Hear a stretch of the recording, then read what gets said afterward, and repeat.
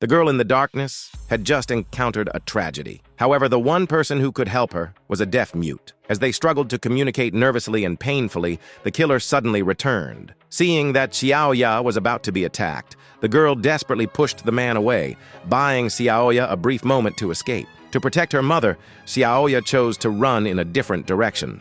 And so, Xiaoya ran frantically through the silent world, while the killer chased after her with all his might. This was never an even chase. What made it even more terrifying was that it was the dead of night, and the slightest sound could betray Xiaoya's position. But Xiaoya didn't know yet that the door she had fought so hard to open was actually locked. There was no time to think. The girl had no choice but to force her way through the door. Finally, she managed to get out and ran to her car. In Xiaoya's silent world, she gently opened the car door, quietly closed it, and then cautiously called her mother. But as she hung up the phone, the sound and light sensors inside the car began to shake violently. With nowhere to run and no one to help, she was gripped with terror and helplessness. At that moment, the man finally realized that Xiaoya was deaf-mute.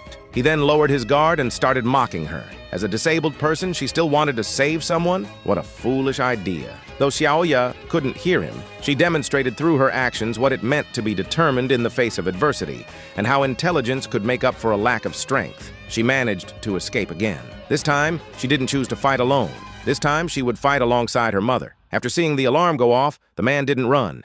He knew that deaf mutes couldn't communicate with the police. So, he changed his clothes and walked toward the two women. Through his phone, he communicated with Xiaoya, telling her he was looking for his sister. Her height and clothes were identical to those of the girl from the alley earlier.